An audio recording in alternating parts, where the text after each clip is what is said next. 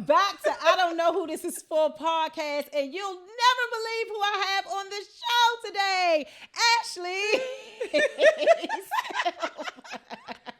Hello, everybody. I am Ashley. Listen, let me tell y'all about Ashley. Ashley is the dynamic and multi-hyphenate actress, writer, and creative force who continues to expand her footprint in entertainment. From building a powerful digital presence to stepping confidently into film and television. Ashley has been developing original scripts for short series and films and telling stories that reflect depth, growth, and real life evolution. She's not just showing up in front of the camera. She is writing the vision, producing the narrative, and owning her voice in every room that she enters. Today, we're talking about the journey, the pivots, and the power behind it all. Hey, girl. Hey, girl. You're here. I am here. I've missed you. I'm happy to be here. I know. I'm so excited because I was trying to get on season 1. I know. So about that. All right. So I think after the show, Love and Marriage DC, I didn't want to have anything to do with anybody. Yeah, and you cut me off. I did. I cut everybody off. Like, I was so reluctant to just deal with anybody. I think it was just because I didn't know who I can trust because of the stories that I was hearing. And it's just how I was feeling. So when you say that, like the stories that you were hearing, so I just want to preface it with, you and I had no issue. No, we did not. When it came to the show, anything about that. However, I always say there's a show within a show within a show. You know, there's the outside talking, there's production, there's comment sections, there's, you know, with your friends, your family thing. And that all plays a part into how we feel when we show up in front of them cameras or how we interact with each other. And that's just, I think that's a natural thing, but it's not a natural habitat. It's not a natural situation for most people to be in. Yeah. You know, so I think that causes a weird dynamic. And for us, I was very sad to see that happen with us again. Yeah. Because it wasn't the first time it happened with us. It wasn't. I think that for me, it was more so about the way we showed up for each other. And I honestly don't think it had anything to do with the comment section. Yeah. It had nothing to do with production. Yeah. It had more so, our issues had nothing to do with the show. It had nothing to do with the show. Yeah, at all. It had literally nothing to do with the show. It just happened to be yet again another time that we are back in each other's lives, and I am not in the right headspace at all. And I feel like I'm being more of a friend to you than you were to me. Yeah. And we both always deal with mental health and shit. And especially with that though, I think because you and I we're very expressive. We are very emotional, and we are okay talking about those emotions as well. So for a lot of people, that's a lot. It's a lot, yeah. To come to somebody and be like, I'm feeling like this. Most people don't want to deal with it. With me and you, we've always been able to like discuss those things, you know, and deal with those together. But I've told you before that I feel like with you and I feel like we show up in a certain way, and it's not the same way. It's not the same way. Yeah. So I show up for you how I want you to show up for me. And I show up for you how I want you to show up for me. And that's not what you need. Yeah. You don't need me to show up for you how Ashley needs. You know what I mean? Yeah. So I feel like that has always been like a power struggle with us. And not just with you. And a lot of my friendships, I've realized that as I've matured, like I wanted people to show up for me the way I was showing up for them. And when they didn't, it was like, well, they don't love me. Yeah. They don't care about me. They're not my friend. And it's just like, they're not me. Yeah. I'm not them. And sometimes I just had this conversation about somebody. Some people want to talk on the phone for hours. I'm not doing that. I can't do that. It's exhausting. I talk for a living. I don't want to do that. I don't want to talk on the phone for hours. Me neither. I don't. I barely want to talk for 2 minutes. Yeah. I cannot do it. If you want to come over, you want to watch a movie, we can go out to eat. We could do all these other things, but I don't want to sit on the phone and talk. But then there are people who don't want to go out. Yeah. You know, they do want to be in their house. They want to just deal with whatever it is in that bubble. And I think just learning that as time goes on and being okay with, I'm going to get it wrong sometimes. Yeah. I think that I felt like I was doing more. I felt like I was reaching out more. I felt like I wanted to be there for you more. Yeah. There were times I would reach out to you and I would get nothing. I'm not saying it's not true. it is absolutely true. I just But- don't feel like that. Yeah, and and I think that is where the issue comes in, because you look at it one way and I see it a different way. We are experiencing, we are having two different experiences Of the same situation. and it's just us. Yep. It's no one else to say, well, no, it's literally just me and you. just you and I. And I think that's probably why I stepped back, because I was like, we can't get this right. Like, the thing about it is that we still love each other. Yeah. It's almost like a relationship Like, with a man. yeah, like- almost like, like it's not gonna work together, but we can.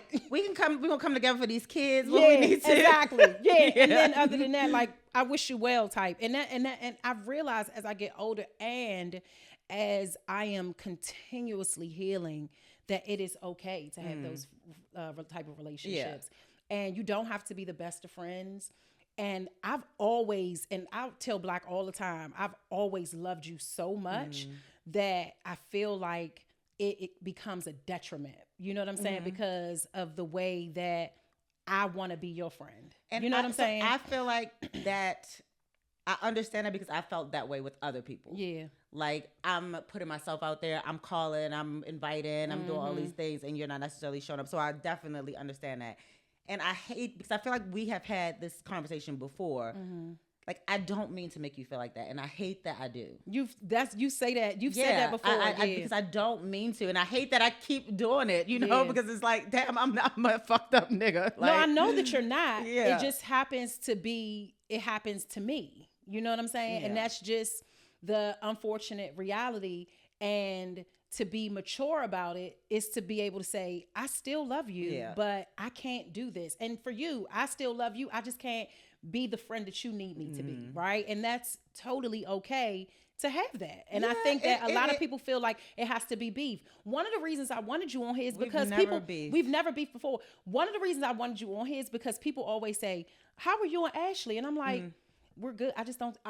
My answer is always, I don't talk to anybody from the show anymore. And that's it. It's never like, I don't fuck with Ashley. Yeah, I just didn't never talk to you. You cut us all off. I did. You definitely cut us all off. Let's go to the beginning of us. Yes. So me and Sherrella's relationship started 2010-ish. Yes. You know, I was in the midst of starting I am SuperGorge. I am SuperGorge. It was a blog / podcast. Well, at the time we weren't calling it a podcast. No, it was a blog. Online radio show we had. Yep. We had an online radio show, and I started it with two of my childhood friends. And from there, I was like, it's something missing. Like, I need another voice. So this is like the first time we really ever started talking about like millennial women and all of these things. And at the time, I felt like I was the seasoned mom, because Smooth was probably like 5. Yeah. Oh my gosh, so crazy. I know, it's crazy. So I was so seasoned because he was 5. 5, exactly. You had a newborn. 2 months. Gabby was 2 months old. Lori was single. So, you know, we all brought something very different to the table. And then you were a DC girl. Yep. You know, very outspoken. Very outspoken. We were both from Baltimore, the rest of us, but I was living in PG County, so I was like navigating like both worlds, and it was just so interesting because we talked about literally everything on that website, from entertainment to relationships to motherhood to sex to everything. Sherrella literally got us blocked on Google because it was so I had explicit. to go through with Google for years because Sherrella, I could not stop. and then you would tone it down. Like, Sherrella was our like sex columnist, if you will, you know. And it was like, I would wake, because we all had like a day. Yes. What day was yours? I think my Hump day was Wednesday. Yeah, because it was. So I would wake up in the morning like, oh my, am I about to go? What am I about to read? Yep. Because you didn't give me any restrictions. I know, it was no restrictions. No restrictions. I wanted us to just be ourselves and tell our stories and be as honest as possible. And I missed that time because I feel like everything now is so stifled through the comment sections and under these eyes. And we would have been canceled every day. Every 2 minutes it would have been Every done. day. Every 2 minutes. I think it's very important to add that the space that I was in my life, when you posted that I am SuperGorge is almost put together, but I'm just missing one piece. I was like, I feel like I'm the piece, but I was living in the past, like the old Sherrella, right? The old body, the old, like, just vibrant and all of that, but I wasn't there. I was literally dealing with committing suicide and attempting to commit suicide and depression, and I had never felt depression like that. And so when you put that's why you were kind of put into my life, because that's something I had already dealt with before, we had met. Yeah. So, when I met you, you were this big personality, this voice. I will always tell you how confident I felt like you were. And then more recently, you told me like you didn't feel comfortable, you didn't feel confident. And I used to be like, I wish I could have a little bit of, whatever Sherrell got going on in her bones. Because I think it was just easy for me to put on. I didn't always have that. Yeah. I think it was just easy for me to adapt to any environment I was in. I think I was just raised that way. Wherever I am, I can adapt to this. You know what I mean? And so, but I always felt like I don't look like them. One, because my body was still in postpartum. I had never had a stomach before. It was so much happening, and y'all were doing makeup, and I had always had somebody to do my makeup. I never learned how to do makeup, and we were out literally almost every night. And so it was like, oh my God, I have to have outfits. I didn't have money. I didn't have a car. We were living in a basement with like mold, and it was just, what the fuck? Why am I in I Am SuperGorge? Why am I here? We're around celebrities.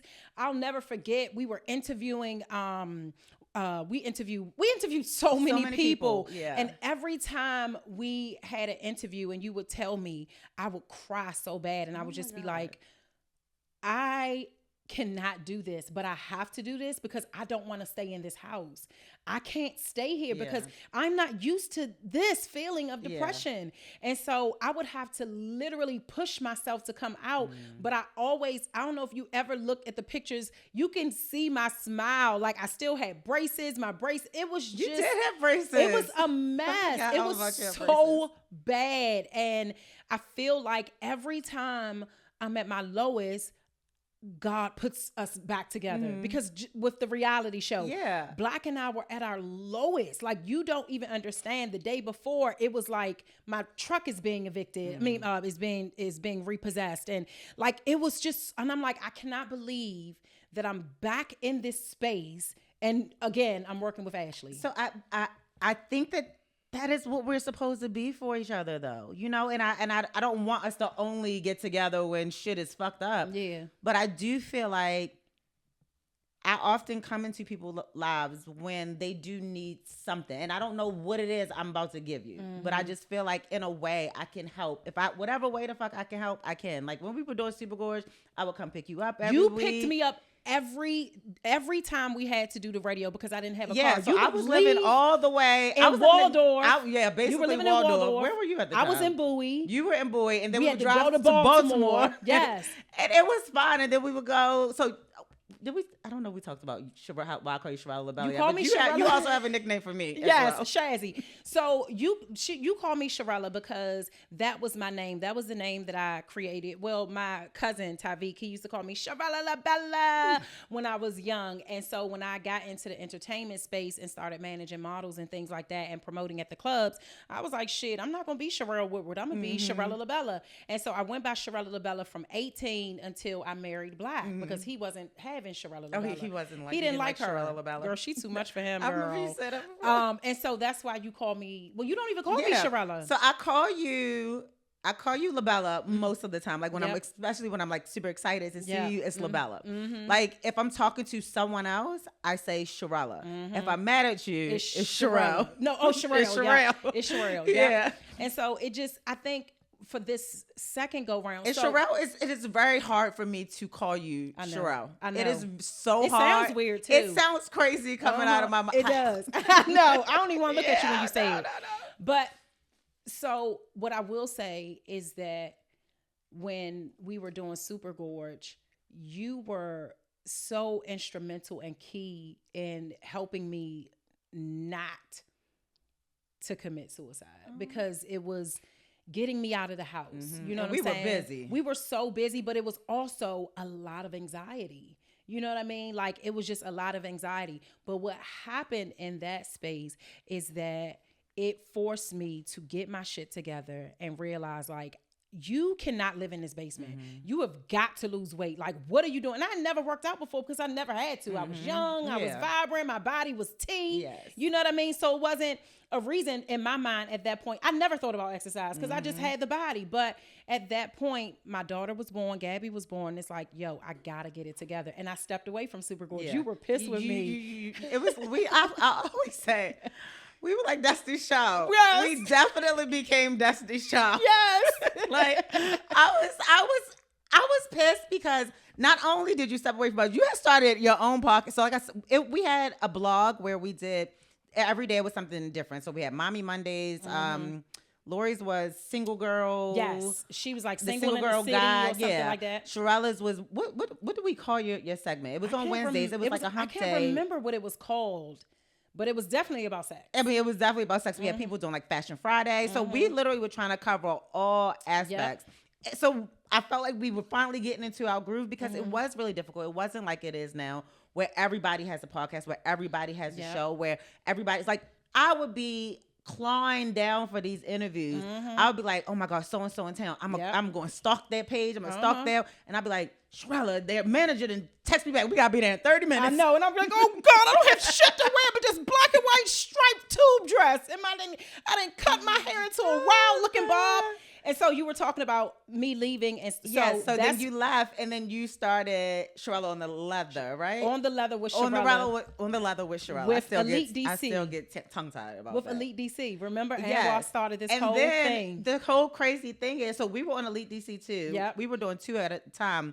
And I always say it's so crazy, like a full circle moment. Your replacement, and I don't think a lot of people know this, your replacement was Lauren Speed. I know. Who went on to do Love is Blind. Love is Blind. And, She's killing it now. and killing it. So that was just so crazy. Yeah, it was crazy. And we were all Scorpios. Yeah, we were all so Scorpios. Yep. Yeah, I remember when I did On the Leather with Sherrell, and I know that when I started it made me feel better because it was just me and I didn't have to compare myself to anybody. Yeah. I could just be myself. Yeah. I didn't have to feel like I had to live up to a standard of beauty and makeup anymore. I could just show up as me. Yeah. And that's just what I was used to. And also, one thing I hated about SuperGorge, after a while, I hated the name. For real? Because I feel like it sounds so like it wasn't about conceit at all. Yeah. Like, we did very little about beauty. No, for real. Yeah. You know, it was more about entertainment and moms and everyday lifestyle. But that's what I wanted SuperGorge to be, that even when we were a mess, even when we were flawed, even when we were at our lowest, we were still amazing. And that's the kind of the message I wanted to get across.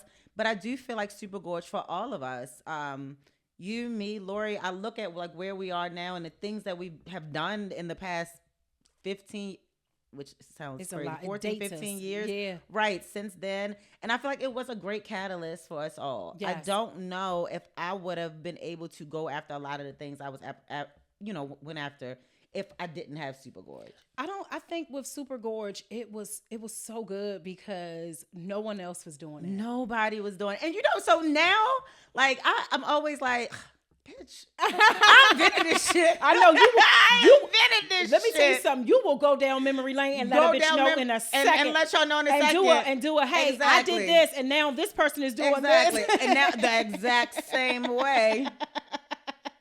You absolutely will do that. Because people get amnesia quick, so you gotta, like today, it's Kelly Rowland's birthday. I just posted 2013, me and Kelly Rowland. You wasn't there. You good for one of them. You are good for, I did this first. Hello, I did it first. Social boy Drake. Exactly. Drake went viral. You are good for that. The internet. So I think what happened is that now, fast forward to 2022, the end of 22. Now, Black and I are in talks of joining. Can we rewind? Go ahead. About how that all happened, because again, there was just so much left off the table, so much that was left off the screen that was edited out, or stuff that we just didn't talk about on screen because they didn't want us to talk about it. Yeah.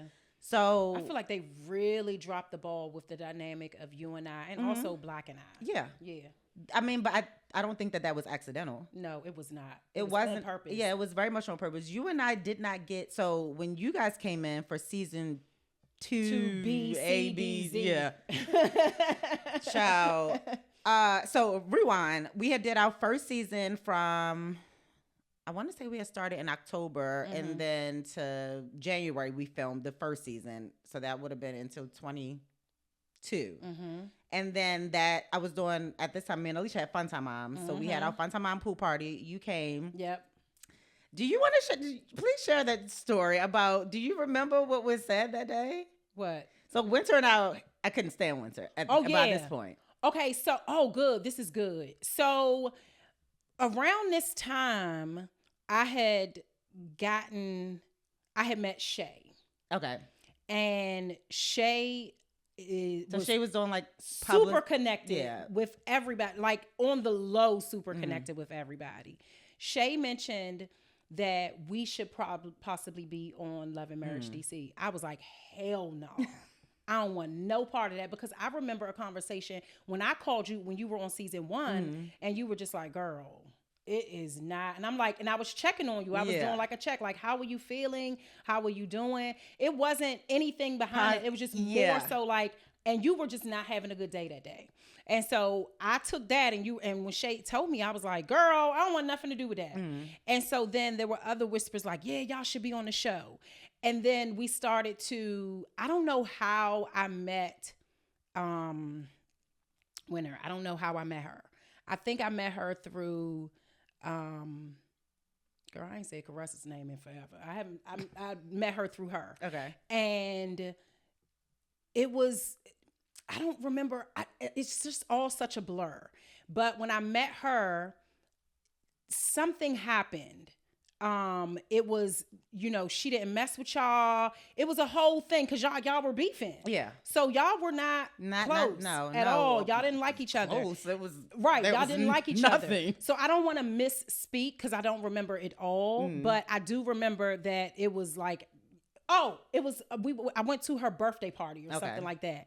And it was at a pool and people were taking pictures. And then the very next day, I saw the picture. Yes. You saw the picture like, what the fuck? Yeah, because you were pissed with me. Like, why are you hanging with her? My damn friend. I'm like, I don't even know. Like, I don't know what the deal is, and I'm gonna get to know her for myself. Right. That's what I was. So because we weren't really close. Yeah, we weren't really close. So it was but like, still, I have a loyalty. but I feel ownership. I know. Over our friendship. You know what I mean? Yeah. You mind. Yeah. Okay? Like, why are you hanging with her? Get away from that. But I wasn't thinking in the space of, this is them being petty to like make you feel some type of way. And that's a lot of things like that happen. Yeah. So when you or me, because this is usually something I will react to. I see the shady shit, this last shit. So I have a really hard time not calling shit out. So I called shit out. So fast forward to Fun Time Mom pool party that summer. Monique was there. Arena was there. You were there. Carmen was there. Oh yes, Carmen was there. So funny. Joy had been invited, but she was still away. Thank God. We'll get to all of that. But I was telling you, I was like, we're gonna be gearing up for. So we had just come. So it was the summertime, and it was our season finale of our first season. Was on that night because I remember we had the screen up. Yep. So I was like, I've been talking with my producers, and I'm like, y'all really need a real DC couple. Blah blah. blah. I would just tell them about y'all.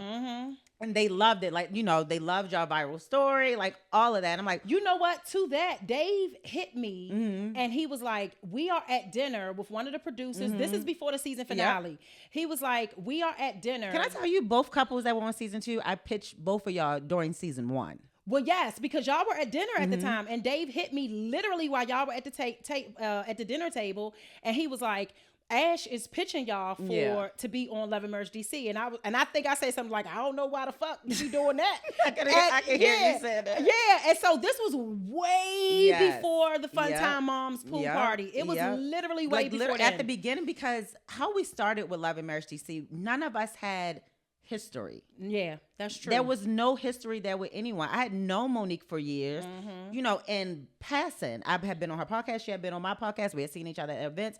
Same thing with the Tylers. Jamie might throw a party, quick DJ in it. I see Arena at the party, but that was the extent of it. There was no friendship. And that's why season 1, literally, you probably hear me say it 87 times, because on these reality shows, what usually happens, especially on these bigger ones, the week before production starts, they make you go to a dinner. And now you're talking about, oh, this is my friend. Yeah. No, you went to one dinner last week that production set up. We're not friends. And I wanted that to be really clear. So probably within our second week, I was like, I'm not enjoying doing this show because, number one, I'm an open book anyway. But there are just some things I would much rather talk to with someone who I feel like at least gives a little bit of fuck about what I'm talking about. Your friend. Yeah. Yeah. So I was like pitching y'all production, loved the idea of y'all. So I never brought it up to you until the pool party. Yes. And I was like, hey, I done told my producers all about you. They're going to be calling you, blah, blah, blah. You were like, about that. Because it was told to me that I would be speaking to a producer as Winter's friend. And I'm like, why the fuck would that be the story? And I had a huge fucking problem with that. I'm like, and I told everybody, I'm like, look, I don't be calling nobody my damn friend if they are not my damn friend. I have a huge problem with this because this is not true. We are getting to know one another, and I don't even know if this shit is going to work out. Exactly. And so it was just very strange when I had my production call, and they literally said, we are bringing you on as a friend of Winter. And I said on that production call, are you serious? Are you sure? I said, I don't know her like that to be a friend of hers. I said, I've known Ashley for years. It would make way more sense if I came on as a friend of Ashley, because everybody in this area knows that I don't know no damn Winter. I know Ashley. It just seemed very strange. It was strange. It was strategic. So even with the other couple that was on the show, who I also had pitched in season 1 before they even met the Tylers, when we did start filming, I didn't have individual scenes with you or Joy. We were 3-4 weeks in, and I would say to production, why don't I have one-on-one scenes with Sherrell? Why don't I have one-on-one scenes with Joy? I literally said, y'all want, they not my friends. That's how y'all want to set this up. Because I had multiple scenes with Winter. Like her going to see her event. So like what you see is not necessarily, it's not factual. It is They not are framing it into however they want it to be framed. Yeah. And that really did bother me because I was like, y'all are presenting me a certain way. That's not necessarily true. Am I gonna cuss your ass out? Hell yeah. But it's a bunch of other stuff, that goes into me. And I'm like, I do have this deep relationship with you. Me and Joy would hang out all the time. I was like, but that wasn't shown. So when me and her have, I was like, you ain't never like her from day one. Yeah. Bitch, this girl been in my house every motherfucking weekend before we started production. I'm still trying to understand that friendship, but woo. I mean, I don't Y'all understand. don't know. So it's like, there's this gauge that the audience gets, and that's all they know, but it's not reality.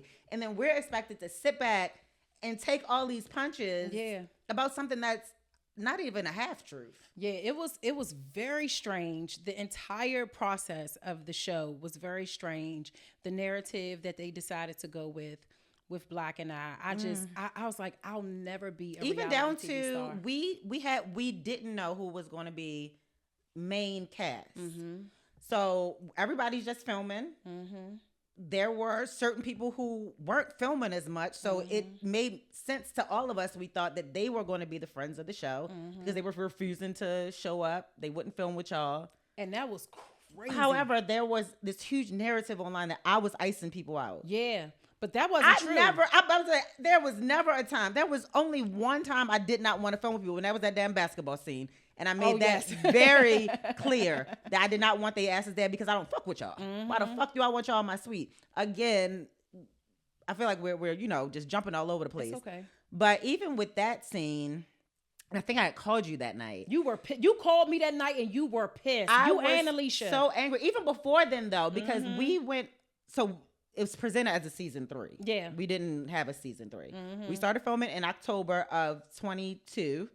We finished in March of 23. It was continuous, but after the Christmas party, we already had a scheduled Christmas break. Yep. So we were on break until like the We were on break middle for of like January. 2 weeks or something like that. Yeah. And then we came on while we were still filming. Watching the show. So that was very wild. That was a lot. And what people don't realize is the Christmas party happened. So my Christmas party is usually on the 23rd. Mm-hmm. Because of production, they made me change my damn Christmas date, which I was very pissed about. I know you were. Like, I've had this party on the same day. I don't invite people. Everybody know my house, the 23rd. Mm-hmm. That's where we at. Mm-hmm. So I think we had to do like the 20th or the 21st or whatever. Yeah. Okay, fine. The big blow up happens. You know what I was told before that? I was told that you have to come in and kill it because this will be the deciding factor if you and Black make main cast. Oh, really? Yes. And so they told me everybody they would be there, and they said, so whoever you have a problem with, you need to hash it out with them. But your ass couldn't wait. Because I never got directions like that. That's what they told from me. From day one, I told our showrunner, I remember telling him, I said, don't worry about producing me. I'm going to piss somebody off. You ain't got to worry. One thing you ain't got to worry. I'm going to say some shit that somebody ain't going to like. Don't worry about it. You're like, you don't ever have to do that with me. So I never got like directions like that. I didn't know who was going to be at that Christmas party. They told me that that morning. They were like, listen, we are trying to decide who we want to make main cast.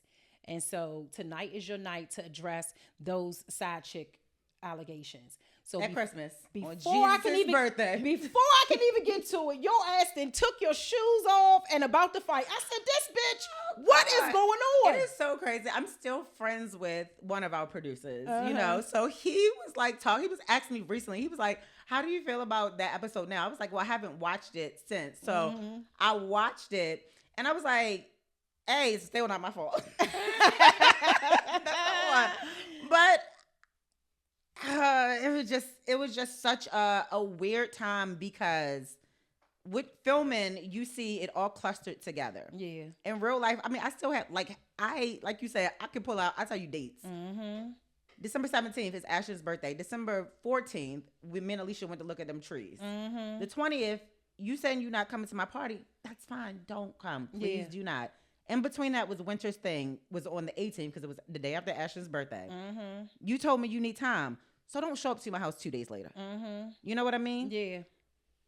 When I'm asking the other people on the cast, or not even asking them because I was told by other cast members, I don't know what she doing. I don't know if she coming.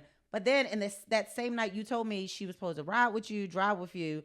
So you're lying to me. Is this plotting against? It was also probably produced too. She was probably also told the same thing that I was told. Probably. And that's probably why she showed up, because I know that this lady wasn't showing up if it was up to her. Oh no. Because it was plenty of times she was supposed to show up, and that's why I was so shocked that they became main cast. I don't want to say shocked because they had come from another own television show, which is part of the reason that I pitched them. I didn't know them as a couple because Joy hadn't been here at all. So when I did, me and her connected, she was great. I think I may have been around them one time before we started filming. So I didn't know them as a couple, but I knew them coming from another show should have been a draw. Necessarily was not.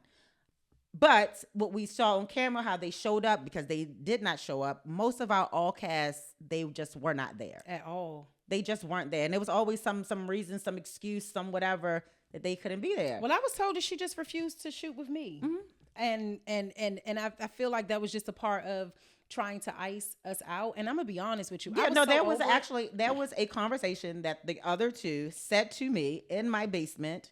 And again, this is the same night that the phony comment apparently was made, because that was their plan, that they wanted to ice you out. I think, and me, number one, Sherrell is more interested than all of us combined. Like, and I probably walked off, got my drink, and then now she told Alicia, and was over it. We phony bitches. I think for me, I told Black, I'm like, in order to be in a reality space, you have to be faking it like till you make it, or you have to be in a wild ass marriage and your husband is possibly fucking somebody else, or you're fucking somebody else. Don't care. We were boring. We were this. I mean, it's like y'all want our husbands to cheat on us. Here's the thing: y'all want us to have outside kids. Like what entire time, if they would have followed Black and our story, it would have been great for TV because we were going through An some honest shit. story, yeah. When we were filming one time, my truck was literally repossessed while we were filming. What? Yes. I never wait. It has been that whole shit. See, that's what I don't like. I think that we do need that real honesty of, reality. And I thought that that's what our show was supposed to be more about, unlike like a show like The Housewives where it's based around like glitz and glam, even though that's not always true as well. But with our show, I felt like, okay, we showing our real lives, the real cars that we drive. Season 2 came. It wasn't the same. Monique's house was her house. The Tyler's still live in their house. I still live in my house. Season 2 came. It was like, we letting people rent house the day before we start filming. Yeah, that was crazy. Fake it till you make it. Like, I never saw anybody else's cars.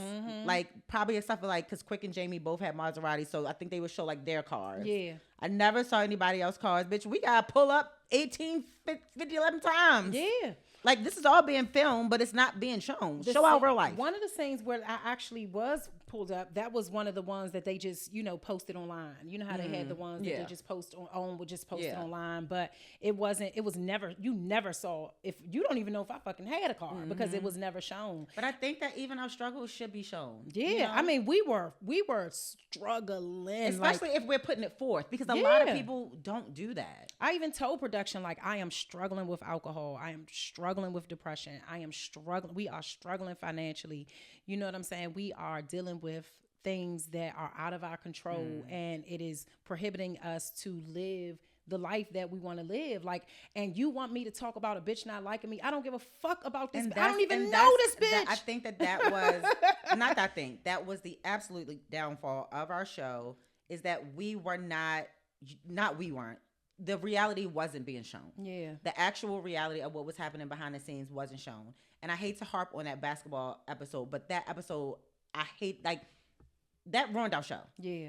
It literally ruined our show. So that episode was filmed February 3rd. This is what I'm talking about. My mom will give you these dates. So we came back from filming. So Christmas Eve had happened. New Year's Eve, I saw the Petties out. I was hosting a red carpet for the mayor. Then somebody was like, my castmates were there. I knew you weren't there. Jamie and Arena were supposed to come, but Jamie was sick, and Arena already told me they weren't coming. So I was like, my castmates ain't here. Like, they were like, do you want to interview them? No, I don't want to interview them. So I was like, it's time for my break. I let the other guy do it. I came back. When I tell you, I felt like I was on a playground and like, meet me outside 3 o'clock. Not by the woman in the relationship. Yeah. So this is a week later after Christmas has happened at my house. Okay. That's what's going on. Cool. Fast forward, January 14th. The network was not giving us pictures. Yeah. I was pissed. Oh my God. I was so pissed. Oh my God. So, and again, this is the shit that I was doing behind the scenes to try to make us have a successful show. This girl ain't talking to me from here to nowhere. So Caressa is like, hey, I'm gonna help you. I got somebody to do photos, blah, blah. We ain't had to pay for nothing. I was like, okay, I got the concept together. Y'all show up here, date and time. Let's take these pictures. We can move it on. We didn't speak. We didn't talk. We didn't say not one damn word to each other. That lady was so excited that she put that damn photo shoot together. She was so excited that she put that photo shoot together. She just was like, oh, I'm excited. I'm putting the photo shoot together. Caressa, yes. I'm excited. I'm a part of the show. So I know she's your friend now, but that's how I feel. Okay. So the whole cast was there. All of us were there. Carmen was even there. She didn't take pictures, but Carmen was there. And like I said, this is like January 13th, 14th. The 17th is when I want to say our show came back on. Again, this woman is still not speaking to me. Again, a party that I've thrown. That I asked none of y'all to fucking help with. Cut me and Alicia out of the picture. Not even cut out. Photoshopped out. Y'all got erased. It wasn't like a crop. It was like, they don't belong here. Right? Take a spot of a damn picture, bitch. So, so the 20 whatever, the show comes back on. January 29th, my grandfather dies while we're filming. My father was in town. We did not have a great relationship. Production knows this. They were talking with my dad. My dad literally was cussing production out. I was like, I got to deal with my dad cussing y'all out, whatever the fuck he feel about me right now. And my grandfather just died. That same day is the day they asked about the basketball suite. That was too much. It's too much. And I literally said to them, I said, I wanted it to be the Tyler's, you and Black. Sherrell and Black aren't main cast. It has to be main cast. I said, well, Winter and damn, what's his face that she was with at the time? Imagine, me and Winter had one decent conversation by this time. I was like, I'd rather them come. No, they're not main cast. I don't want main cast. I don't want them here. I'm already having a bad week. I've just told you, I've had 4 occasions that they ass ain't speak to me.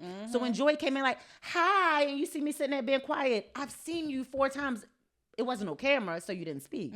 But now I'm supposed to speak to, I don't want you here. It's something about when them cameras come on that people get real bold. Yeah, it's very different. They're very voicey. Yeah. It's just very different. voicey. Yeah, they're very voicey. The voices just fucking spew out. Like, it's like, what the fuck is going on? So yeah, and I remember telling production, me and Quick, we went with the kids rock climbing. And they were like, can you leave it open-ended?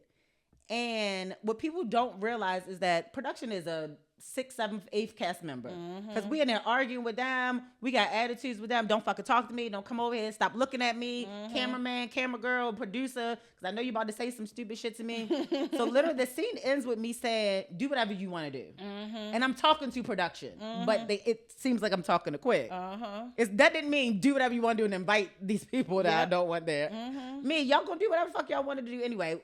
For an hour, I said no, and that wasn't good enough. Now I'm tired. I don't want to be here no more. I don't know what the premise that they were aiming for the show, but it was bad. Yeah, it wasn't bad. real. It didn't show DC.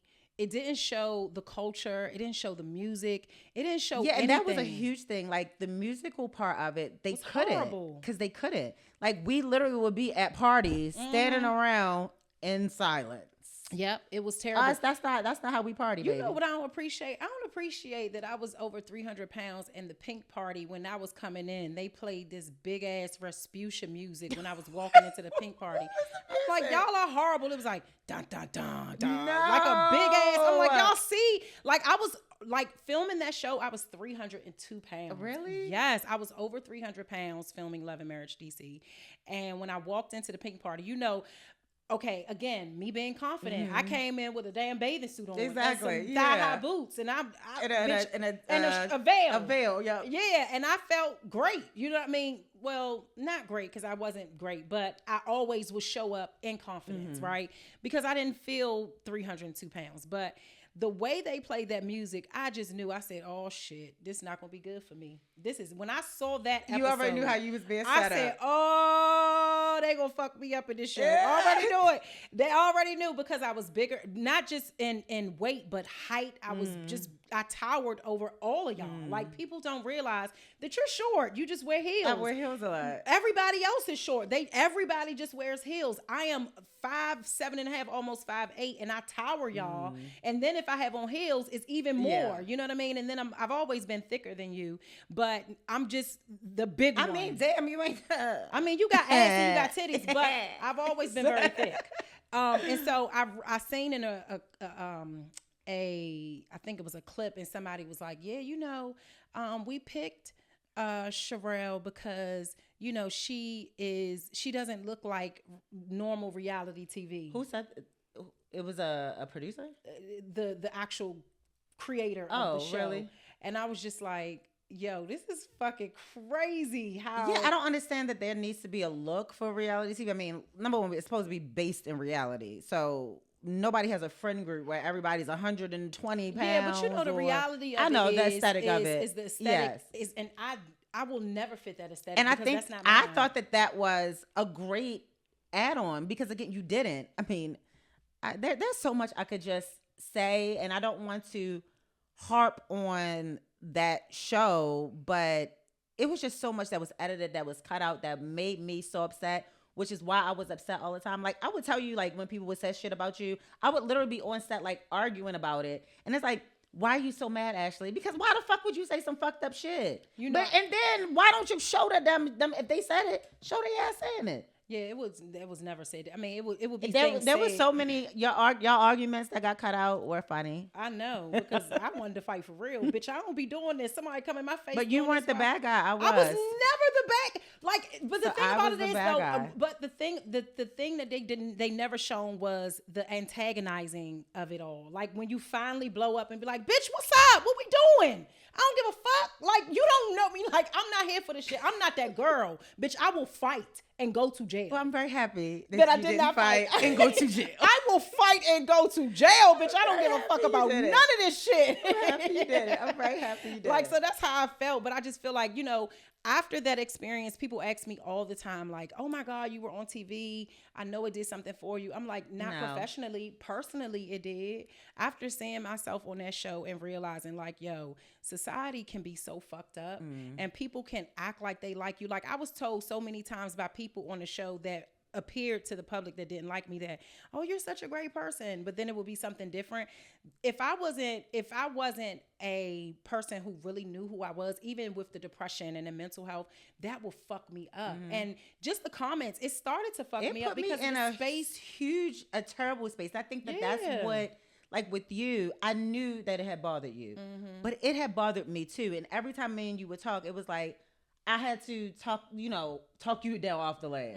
It was like, bitch, these motherfuckers hate me. Like, they hate me. Yeah. I don't have to be on the post, on the picture, and 90% of the comments is me. And what added to it wasn't just the audience. Yeah.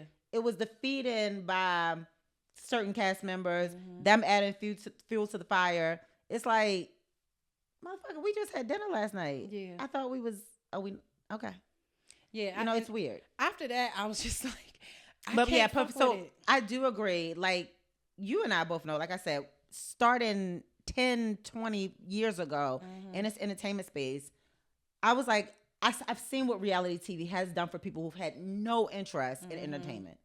So I'm like, if it can do that for them, then, I already have all these years of real work under my belt.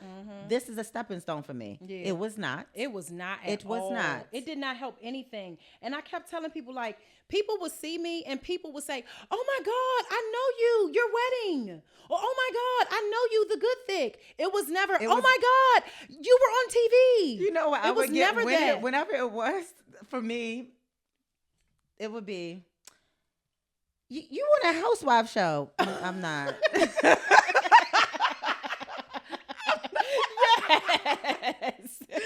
I'm not on that housewife show. I probably got, and you were on TV, maybe, because people recognize me wherever I go. And it's not because of TV. And this has been going on for years now. And that's what I think that the reality space or the producers or production, they don't know that I've been that girl.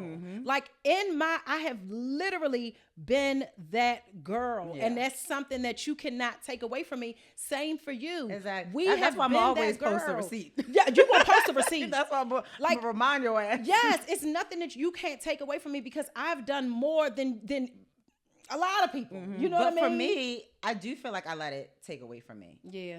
For about 2 years, I wasn't going out the house. I wasn't, you know me. I love to be out. I love to, nothing. I was doing nothing. And that's kind of how I started writing, for television. I took a screenwriting. Yes, let's talk about that. Yeah, I took a screenwriting program 3 summers ago. So again, I also want to clarify to the audience, we have not filmed since March 2023. Yes. Because a lot of people are always like, is this show coming back, babe? I would never know. There's been lifetimes lived, that in 3 years. Like, even if it did come back, I don't fit in any type of way. Yeah. And I think that that's fine. But during that period, I was like, I needed something to just occupy my mind. Because it was also hard for me constantly seeing, like, hate. I'm like, I don't even know these fucking people. But okay, whatever. So that's when I started writing. I literally have a dent on my couch from my ass sitting in the same spot. Fat ass. So often. I think it just was more so just day after day after day after day. Literally, I was saying whatever. Like my ass is like the shape is changing because I'm sitting so damn much. But I had to take my, I was nervous to put myself out there before. Because before, like I said, we had podcasts.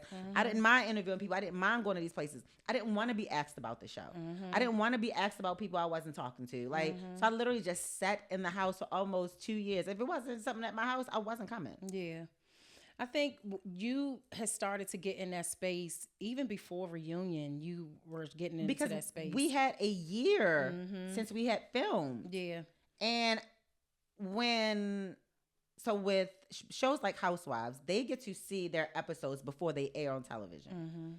We didn't get that opportunity. We watched with the audience, and the only time we did is because we had that long ass year hiatus from television. When in reality, we shot in those months span. So when it was time for the reunion, they just threw them at us. It was like, see y'all reunion on Tuesday. Remember, I wasn't gonna go. I was. Oh pissed. yes, I me called too. you like I'm not fucking going. I was pissed. old, I don't know what her position would have been, but I remember calling her like, "Oh, that's why it took y'all a year to fucking edit, because ain't nobody else do or say nothing this whole time." Okay, like this shit is fake as I don't know what. It was. So I think I came into the reunion hot, but you also know that I'm very fire and ice. I have this sweet cuddly side, and then I have this round side. So I had like made us all like HBIC shirts because I knew that was like a trigger point for somebody. But I was like, this is how I wanted to close. I was going to give them to all of us, even the guys I had them for. Like, we all are HBIC, bitch. Like, here you go. But as soon as that reunion started, I was like, oh, you was rehearsing, bitch. Okay. Like, this is what we're doing. So it just became like, yeah. So even when the reunion happened, I was like, yeah, I had to. I feel like you were in a space where it was depression starting to happen. Yeah. Like, and it sounds, had happened and before. I remember saying to Quick, I really can't talk to anybody because it's poor girl on the reality show. Yeah, but you don't realize like that shit fucked me up too. It really, really did. I think the part that really messed me up was now again, I don't even want to pursue our relationship anymore because So I don't know what the that's fuck is so going on. crazy to me because I feel like I didn't know like anything you and Black were going through like financially, anything like that.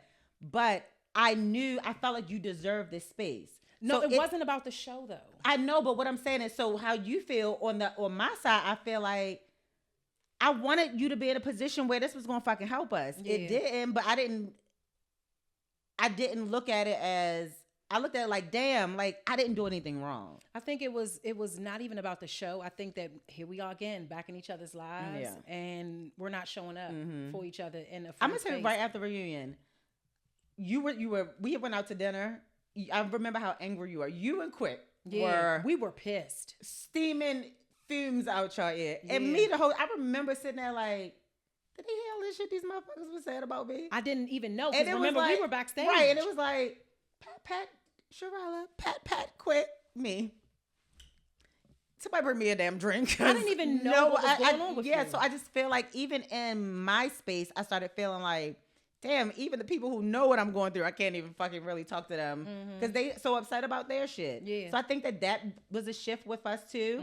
You had your walks in the park at 7 a.m. that you wanted me to come to. And me and you would go walk. But we would do our own thing. Yeah, and I would try. I'd be like, I'm coming. And then I wouldn't. And I think that would be an issue too. But at the same time, I was like, Sherrell, I also, I text you at 5 o'clock saying, I'm about to go to bed. Yeah, I think it was the times that you just didn't show up for me. Yeah. And I would, whenever you would call me, whenever you would have something, I would show up for you. Yeah. And I think that, it was just like, I'm going through so much shit right now. I was literally fighting. I think we were both just fighting. I was fighting for my life.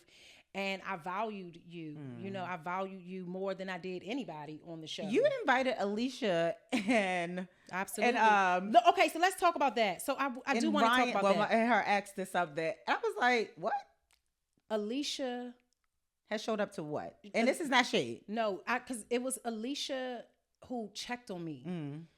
She just it was never. I never had to wonder how Alicia felt about me as a friend. I know that's your best friend, but I don't understand how you feel like you had to wonder, like how about my body language to change. I need to know, like, because it does. It's like I get it, but then it's like I don't get it. It's still a missing factor because I feel like I'm made to feel like I wasn't doing enough, and I wasn't checking on you while you weren't checking on me. So I would check on you, do you remember I even came to your house and I was like, "Are you okay? I brought you something. Like, Yeah, what's going on?" And you were like, "What is?" so You was like, "I'm not okay." Right, and in those times, I feel like those same days we talk about whatever it is with you. So we need to sit on this couch and watch a movie or whatever we're gonna do today. That's what we're gonna do. So I do feel like sometimes I struggle with reaching out because I know with me, I don't reach out when I'm having an issue, and I don't. It's like I don't want to impose or I don't want to be too much, and I think that comes off. That can come off like I don't care, and I hate that it does it because it's like I care a lot. I mean, I overly care, and I hate that we always get back here. I just it drives me nuts. Yeah, it is bad. It is not a good feeling. I think that when there were a few instances that you didn't show up, like we were supposed to go to dinner as a couple, and we were at the restaurant, and y'all didn't call us or nothing. I do remember, and that, I was like, and I don't remember why.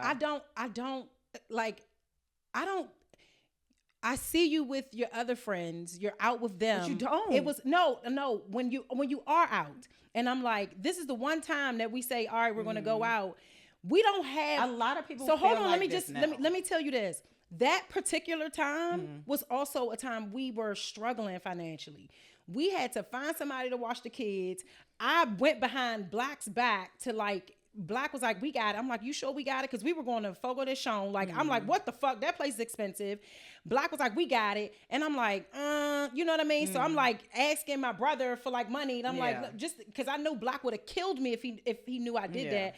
And I'm like, we get there and we're sitting there and y'all weren't there. And I'm like, what the? And I was just like, this has nothing to do with the show. Yeah. You know what I'm saying? And it hurt me, you know, because and I'm sorry it just for was. That. And I know you were going through stuff. No, then. But at the same time, I remember with that instant, it was more so. And again, not talk on the show.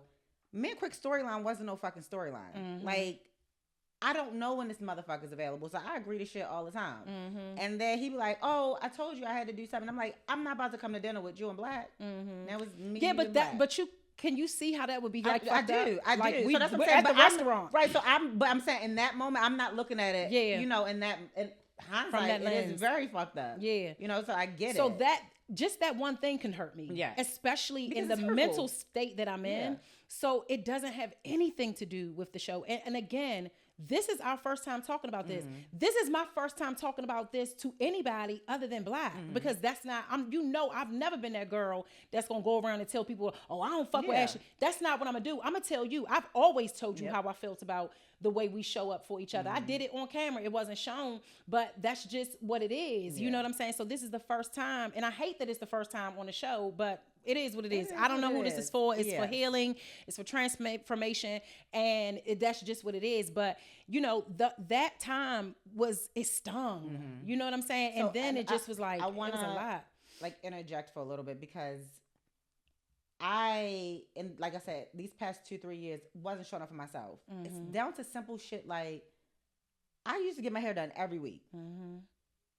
I lost my hairdresser because I was like just not showing up. You know what I mean? So there were just times where I didn't even realize I just wasn't doing the minor basic shit that I needed to be doing for myself.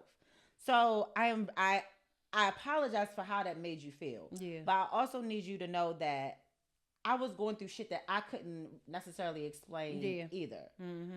And I think that's really hard for me sometimes, because I feel like I'll give a broad statement, and then it's like I just expect for everybody to know, like, Sometimes when you're dealing with depression, you don't know how to explain it, and you don't know how you are treating people for how you're coming across everybody else. Yeah, because it is a paralyzing illness. It is very paralyzing.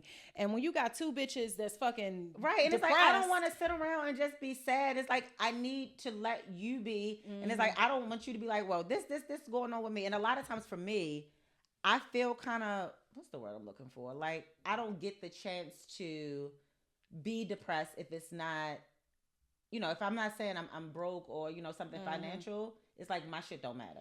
You said to me one time, you was like, I hate talking to you when it's just you and I, because you always make me cry.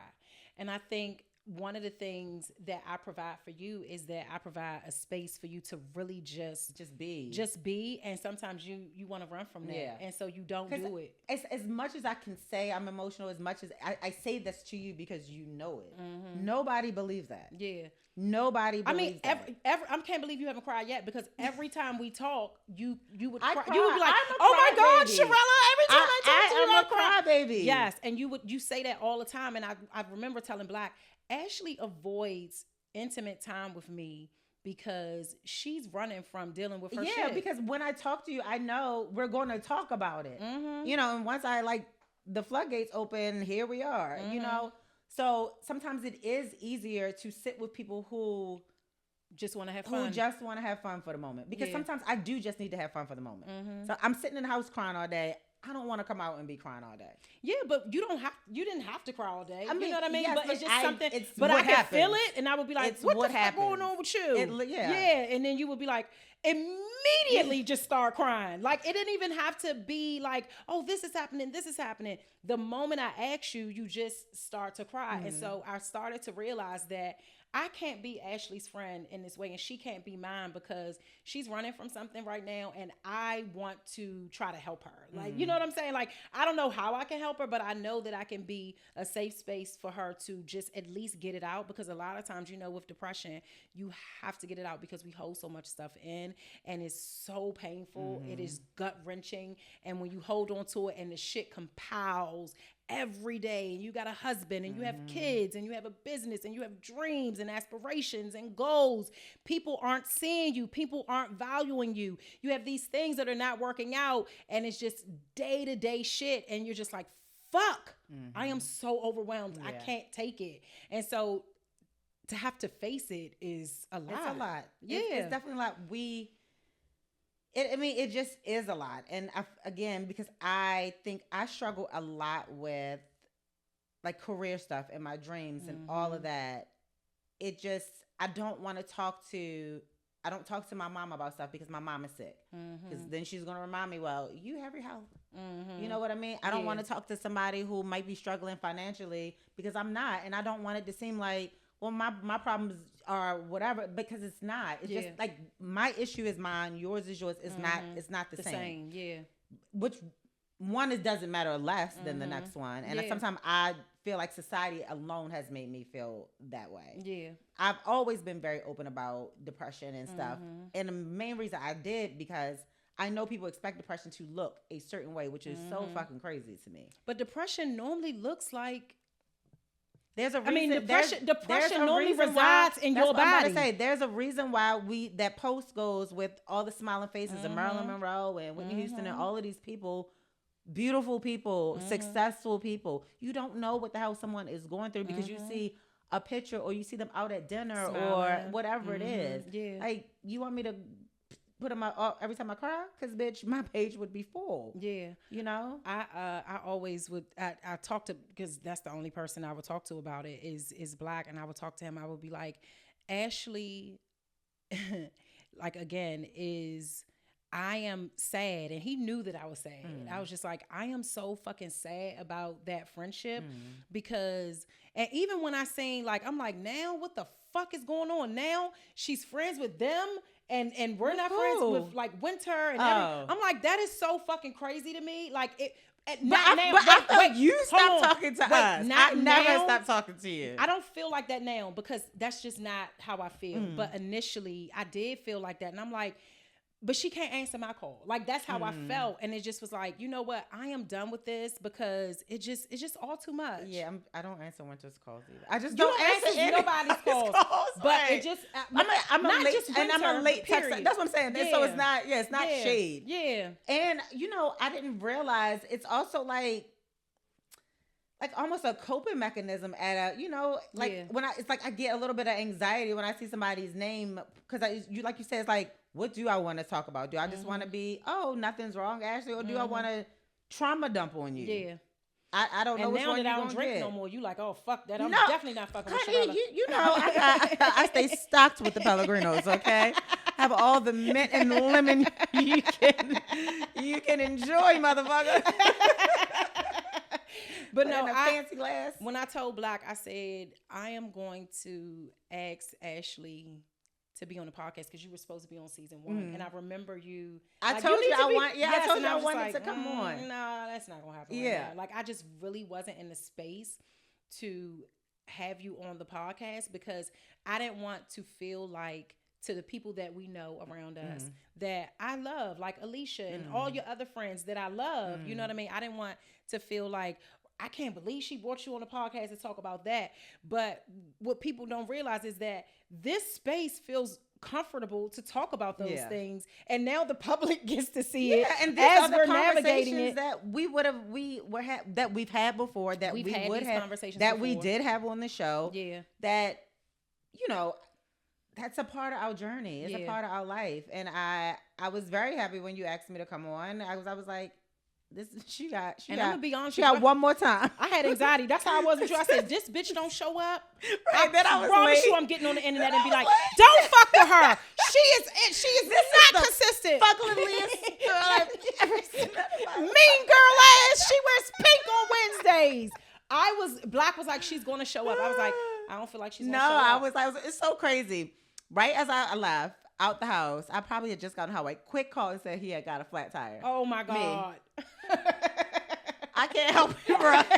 You had the AAA card? Because I can't help you. I cannot help you. Not today. Not today. He literally was like, oh, what you about to do? And I was like, I was so sure I was going to cover her podcast. He's like, oh, yeah, because, I got so much to do. Damn.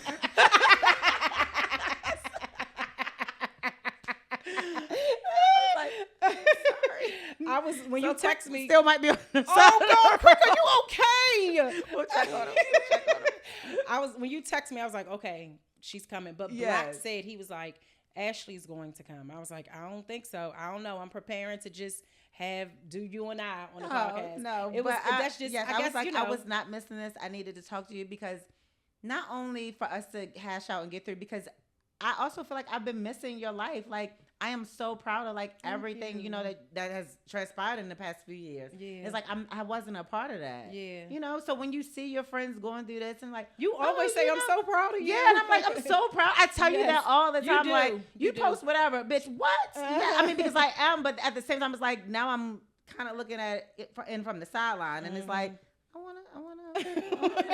I didn't know this. I want to come see the new house. Like, you didn't invite me to the new house. Right. I'm like, I want to do all these things. I told Black, I said, I don't want Ashley to invite me to shit. No, I know that, and I hate that. And I'm like, it is very hard for me to come and say, like, I fucked up. Yeah. And I have fucked up. Mm-hmm. And I don't realize sometimes when I'm fucking up because I put in my mind, well, I'm going through something. Mm-hmm. So, they'll be all right. Let's talk about you writing and about to have your short series. Yes. So we're going to speak that thing into existence. We are speaking it into existence. Yes. So I started the writing program 3 years ago because I love movies. Movies and television. I mean, I love entertainment, period. Yeah.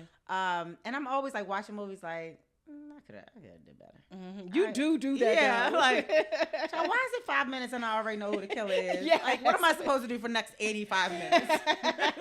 Yes. Scroll on my phone. So I was like, I'm going to start just like writing down my ideas, and I did the program, and it helped me with like my structure and like things like that. I didn't know about treatments and beat sheets and all of that. I just thought you wrote a damn script and say, hey, did anybody like this? So I was like, okay, let me really learn how to like develop characters, all of these things. So I've written so many different treatments for movies. And so funny, on Christmas Eve of 25, I got a message from a producer that my script had sold. Yeah. I was like, this is my favorite day of the year. This is a great Christmas gift. I was so excited and so happy for that. And then I was like, I had another idea that came along with like turning 40. And I had this idea actually during SuperGorge days because, like I said, I hated that I didn't feel like women our age were really represented. Like they're on television, they're still, everybody's looking for love. No one's ever married. Like we know married people, single people, divorced people, widowed people. That's never reflected in our age range. Moms, like, and if they are, everybody's like, do I want to get pregnant? Yeah. Like, bitch, I got an 18-year-old. Like, why? I never see this. Alicia has a 20-year-old. You know what I mean? I have friends that are grandmothers that are 41, 42. Like, that's wild. But that's never reflected. So I was like, I want to show that real side of what being 40 looks like. So this, like, vertical series are like really, you know, they're starting to pop off. Yeah. And I'm like, I don't want to be behind the curb on this. So that's the goal right now. And I'm like self-funding it and all of that. So I'm also stressed because I'm broke. Because I'm No, like, you're not. I mean, I'm not broke. Don't say speak that into existence. However, I have no money to do anything I want to do for myself. Because you always say you need $7 trillion anyway. Every day. I'm trying to win the lottery. You know, I only play the lottery when it's like the super mega million. Because it'd be like $1 million. I ain't paying for no $1 million. Baby, when it's 2, 3, yeah, that's mine.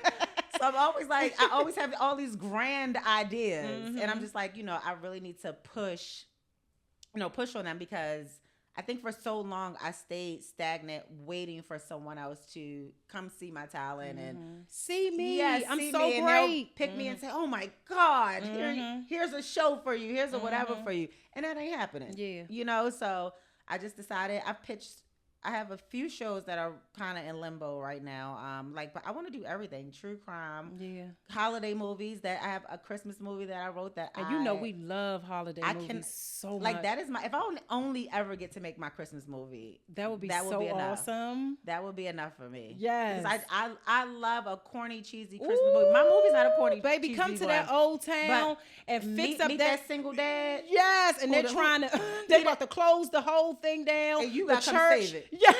You gotta come save it in 3 days, and you gotta leave the big town, New York City, your marketing job, and your fiance, your rich fiance, is definitely cheating on you. He's coming to try to save you. But you didn't already slept with the Airbnb manager, who's a single dad.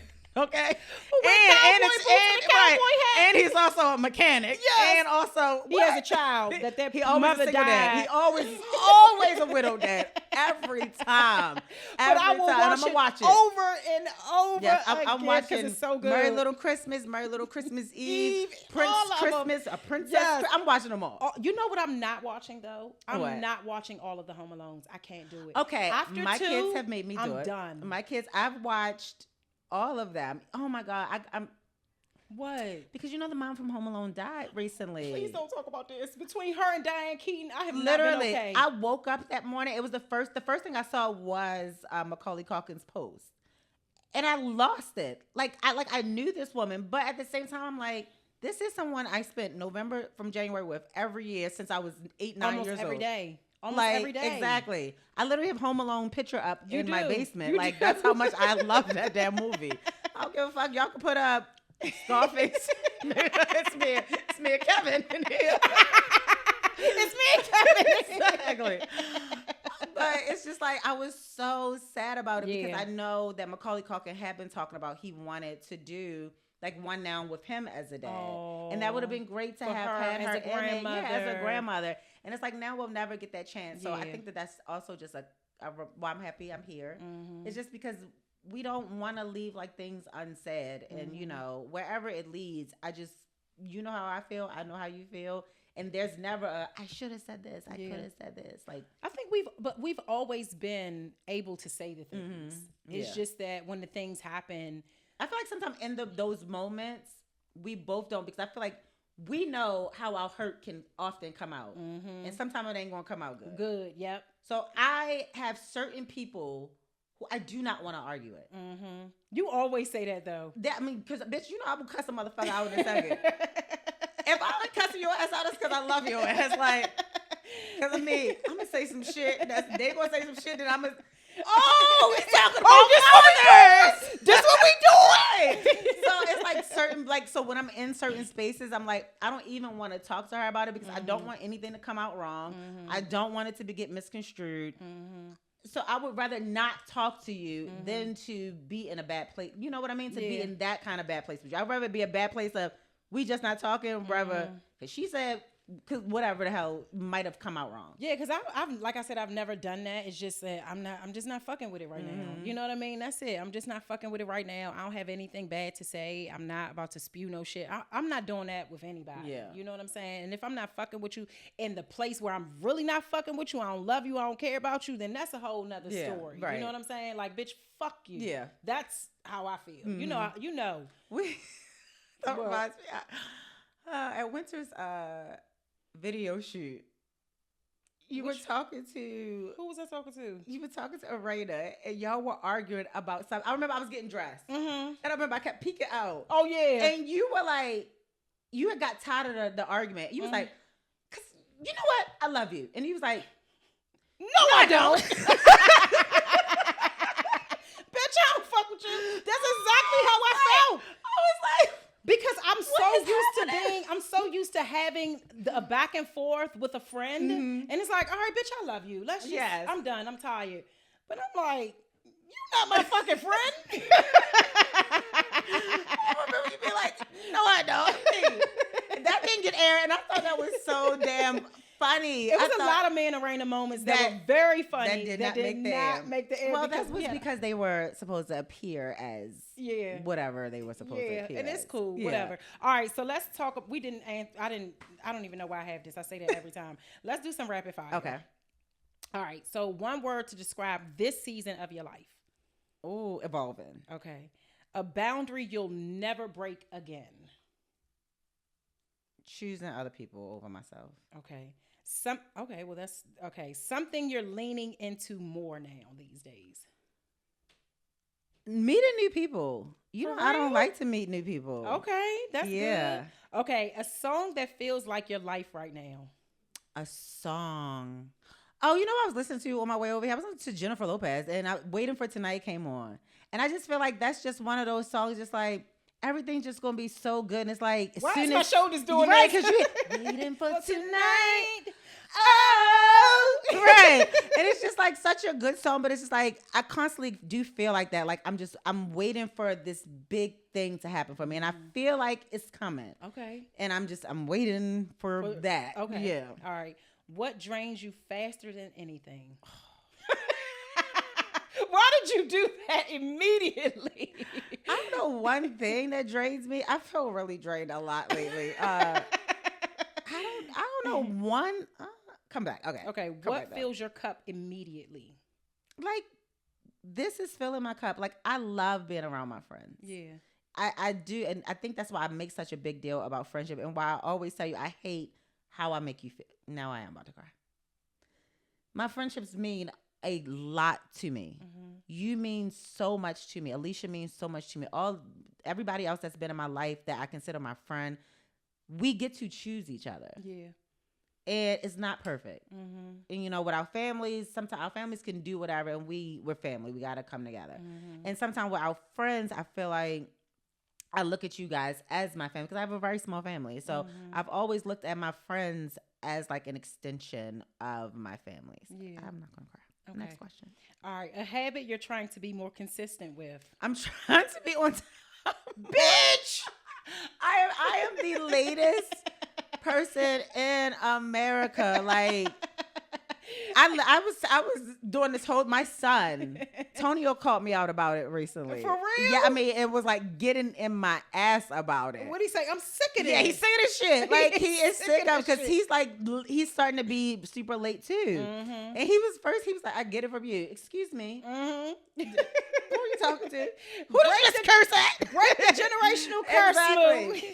So I was like, I have to do better with my time management. It is terrible. I will show up everywhere late. You do. And I don't mean to. I never mean to. I promise. There are people who lollygag. Not me. I be getting dilly-dallying. I don't dilly-dally. Okay, I be getting ready 9 o'clock in the morning, and I'm like, how's it 5 p.m.? Who's messing with the clocks? All right. What's the last thing that made you cry really hard? I've had a really rough, like, past 12 months with a bunch of deaths in my family. Yeah. My aunt just passed away last Tuesday, and her death, I've been like just looking at a bunch of pictures of like my mom and them when they were like younger, and it's just like how fast time just goes. She was so fun. So fun. She was so fun and crazy. I mean, but the good crazy. The good crazy. She was always gonna come in loud and have a good, very much like you. Yes, I loved her very much. She was going. You was going to hear her before you saw her. You were, and so that's been a lot. And then my mom, it's been a lot for my mother, and I think sometimes it's like I don't want to, again, back to when I'm saying I don't want to be too emotional because my mother needs me. My little cousin needs me. Yeah. You know what I mean? And my mom just lost, my uncle passed away in January last year. Yeah. My father passed away in June of last year, him and my mom decided to be friends again after 30 something years of not talking. So it's just like these very important people. Hitting her hard. Yeah. Have hit her hard. And it's like, damn, and so that's been really hard. So that's the last thing I cried about. A word you're manifesting for the rest of like just year or period. Ooh, a word. Just one word. Success. Okay. All right. Finish this sentence. I don't know who this is for, but. I don't know who this is for, but. Have real conversations. Have honest conversations when they hurt. Even when you're not ready. This is something I need to tell myself. It's for me. Yeah. This is for me. To be able to do that. I don't want to lose people over something that could easily have been fixed with a simple phone call or a simple conversation. That's for me. Okay. Is it anything else you want to add before we close? I love you. I love you. Thank you for having me. Black is here. Black man on skis is here. Can I pray with you? Yeah, please do. Father God, in the name of Jesus, we thank you so much for today. God, we thank you so much for placing our feet on solid ground. God, we thank you so much for this fellowship. God, we thank you so much for giving us the discernment that we need to repair things. God, we thank you so much for clarity. God, we thank you so much for love. We thank you so much for being able to see us. God, we thank you so much for honesty. God, we thank you so much for always seeing us. We thank you so much for shielding and blocking all the enemy has planned. God, we thank you so much for doing whatever it is that you're going to do in this relationship. Just know that we know that it is love in it, God, and whatever else, it will come later. In your mighty name, Jesus. Amen. Amen. All right. We thank you so much. I know this has been a long one, but this is so needed. So I say to you, have the difficult conversations. Have them when you are ready. Make sure that you don't write people out of your lives and that you always hold space for them, even if you're not having a conversation. So when you are ready to have the conversation, it is wholesome, it is respectful, it is received well, and you understand where the person is coming from. It is very important that you comprehend how the people in your life you care about feel, because you'll never comprehension is really the key. Yes. We can communicate till we blow in our face. And it means nothing. Have the conversations, bitch. I love you so much. Mwah.